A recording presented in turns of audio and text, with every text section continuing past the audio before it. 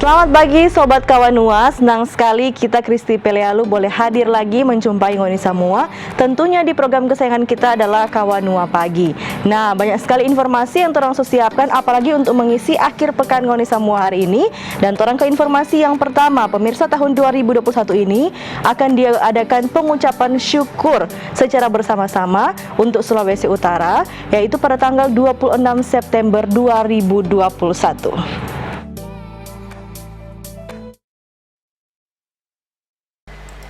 Pengucapan syukur Provinsi Sulawesi Utara sudah merupakan perayaan tahunan, yaitu warga beramai-ramai merayakannya sebagai tanda syukur kepada Tuhan.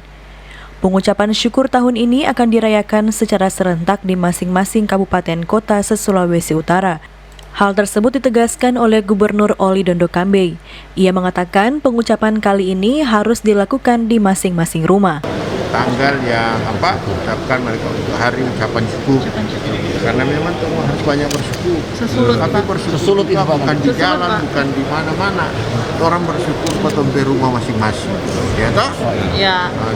Lihat sedikit kalau ada kelebihan-kelebihan lain, pemerintah menghimbau kepada masyarakat Sulawesi Utara yang tanggal 26 akan melakukan hari pengucapan syukur serentak di 7 kabupaten kota. Mari orang bersyukur orang di rumah masing-masing, ya toh? Orang mengirim pesan kepada tongke saudara-saudara supaya orang juga tetap melaksanakan ibadah syukur, tapi orang juga tetap melaksanakan protokol kesehatan di tengah-tengah pandemi COVID-19, ya. Pengucapan syukur serentak di 7 kabupaten kota se-Sulawesi Utara ini digelar pada 26 September mendatang dengan menerapkan protokol kesehatan yang ketat.